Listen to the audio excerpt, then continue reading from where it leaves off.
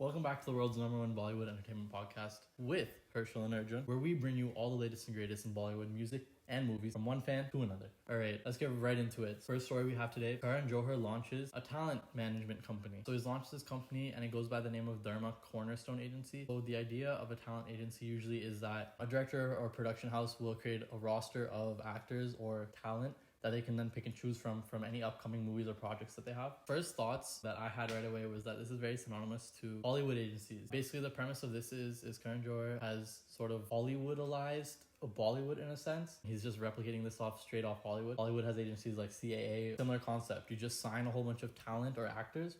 They're then assigned managers in a sense, and then Karan Johar needs to go make a movie. He's gonna pick and choose and pull them from that list. So it's already like pre-prepared and ready to go. This is sort of funny to me in a sense because he already does this in a way. So basically what Karan Johar does in the past is when he's looking for talent for a new movie, new actors, normally everyone knows this is like the running joke around Karan Johar is like he launches star kids and gives them a platform.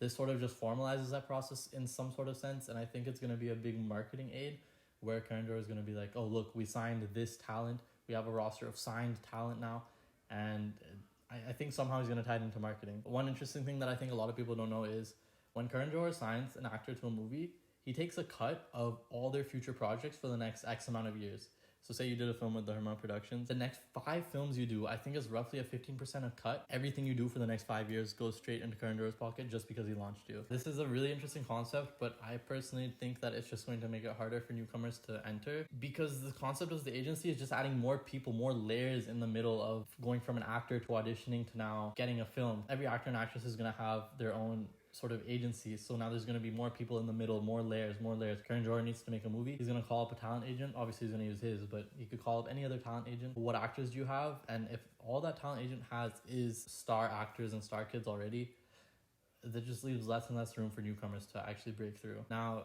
I think this is a very smart move. Karan Johar is very underrated for how smart he is. The way he portrays himself and the way he comes across on TV and whatnot is not representative of his intellect. Coffee with Karan, all these talk shows he does, all the way he comes across with his fashion sense, his humor, is not representative at all of his business sense. This guy, I've said it before, this guy's a money-making machine. He's very underrated. Yeah. Now, the last thing I wanted to cover for this one is the actual name. So he's called it Dharma Cornerstone Agency, and the actual definition of cornerstone is an important quality or feature on which a particular thing depends or is based on. So obviously his cornerstone here is Star Kids. So I thought this was pretty hilarious. Dharma Cornerstone Agency. Karan Johar, Cornerstone, Star Kids. Genius move. The logo is actually pretty cool. So this agency sort of concept happens a lot in Hollywood where an actor or actress or any influencer has sort of a talent agency behind them, which is essentially just management in a sense. You've got creative artists, managers, you've got people who have contacts that can get you movies and whatnot. This could go one of two ways. One way is it just makes it harder for newcomers to break through. Number two, it can make it easier for newcomers to come in because if these agencies are like what Hollywood does, Hollywood signs a lot of people to these agencies whether or not they actually land something or not. So you could be signed to CAA, which is one Hollywood agency, and you might not be getting any work, but you could still be signed to them. Eventually they'll kick you off. The concept is you have a manager and he tries to look for work for you. You go to auditions. So this could go one of two ways. It could either revolutionize Bollywood, make it more like Hollywood and make it a little bit more accessible to outsiders, or it could just lock it up even more. Yeah, I think it's a great move on his part. More money is going to be coming in, but in my opinion, I think this move will make it harder for newcomers to come in. I don't have the feeling that it'll go more towards Hollywood's direction where they'll sign people even if they're not getting work. It'll just be more star kids. It'll make it very tough for newcomers. Even like right now, it already is tough for newcomers to get into the industry. I think it's just going to make it harder from here. Interesting. All right, on to topic number 2. There was a film that came out October 2nd. It was a film by the title of Khaali, Peeli, which is supposed to be synonymous of a taxi cab being black and yellow. Starring Ishan Khattar and Ananya Pandey. Funny enough, this was both of their third film that they've done. Reviews came out of this film and they were kind of mixed. A lot of them praised the performance of Ishan Khattar, that he brought in sort of like a new twist onto a Ranveer Singh style, like Simba type comedy, which I thought was really cool. That's really interesting to hear. And then Ananya Pandey, I don't know why she gets a lot of criticism. Again, she got criticism for flat acting.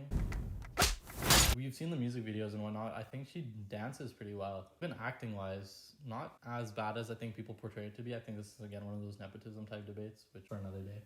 Basically, bottom line here is film released October 2nd on a new platform called ZeePlex. And the idea of ZeePlex is it's an independent platform where you can buy and rent movies that come out. It's very different from what Amazon and Netflix offer. It's very much you rent a movie, you have it for 48 hours, you watch it, and then you lose access to it forever, and you pay on a per movie basis. It's not something like Amazon or Netflix where you pay a monthly subscription. It's like an all access pass. You can watch all content, that either any new content that's releasing and any past content that's already there. I think this was a really dumb move by Z5. So basically now they have two platforms. They've got Z5, which is their Netflix and Amazon competitor. You pay monthly. You get access to all their content library, all movies, all new originals that come out. And then you have ZeePlex, which I think they're trying to put in as a substitute for movie theaters, where the idea is rather than you pay, however much for a movie ticket admission, now you just pay that to ZeePlex instead, and you get to watch the movie, and you have 48 hours of access. And so it's supposed to mimic sort of a movie theater feel. But my problem with this is you can't mimic that at home. People have unlimited time and all access to a whole bunch of content. So you can't have a platform where you're paying per view, because it's not the same. It's not an experience of going to the theater anymore. Yeah, I think that was a bad move on the marketing part. The show definitely kept it in their Z5 premium library, because current subscribers will probably end up watching on that platform rather than paying even more than they already are monthly for your service. Get a one-time 48-hour view. So I think they definitely should have stuck with Z5 premium on that one.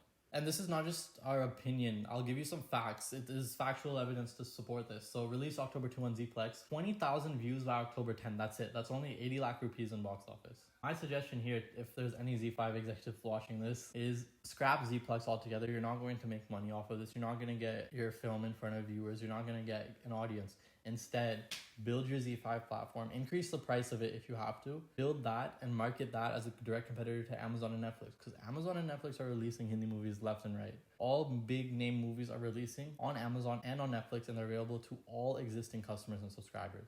I guarantee you that's going to solve the problem of viewership. Forget even box office. What's more important right now is to actually get viewership and get people talking. If people are talking about the film, that's a good thing. Nobody's talking about this film. And on top of that, it's paywalled. Promote Z5, even if you haven't increased the price. Like Z5's catalog as it is isn't that vast to begin with. It's got a whole bunch of Z TV shows. The app's not that great, but that doesn't matter. If people are buying into the fact that they get an all or nothing type subscription, you're paying a monthly rate, you get access to everything and all future movies that are coming out. And that's the mindset. Like, even if you take down all your content, charge people, I don't know, double as much as you would charge for one movie on ZeePlex. And even if you have 5 movies on ZeePlex, in the entire year, you've still made more money, because 5 views versus someone who's paying recurring for 12 months straight. All right, let's talk about the movie for a bit. Yeah.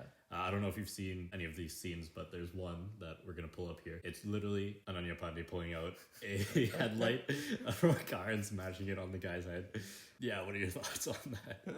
I don't understand the logistics of this. I think headlights are normally secured pretty well. I'm not even going to comment on it. I really hope that car company didn't pay for a product placement, because that just makes me think their headlight or build quality is terrible. I think this scene is hilarious. Anything that can get anything about a movie talking is A+. Alright, that's pretty much been it for us. We only covered 2 topics on this. We don't expect anyone to be watching this, but if anybody is watching this, please comment down below if there's more things that you would like us to cover. This is sort of a test run. We just covered 2 topics that we sort of thought were interesting and wanted to talk about. Until next time. That's for English. bringing you all the latest and greatest in Bollywood movies. And movies too.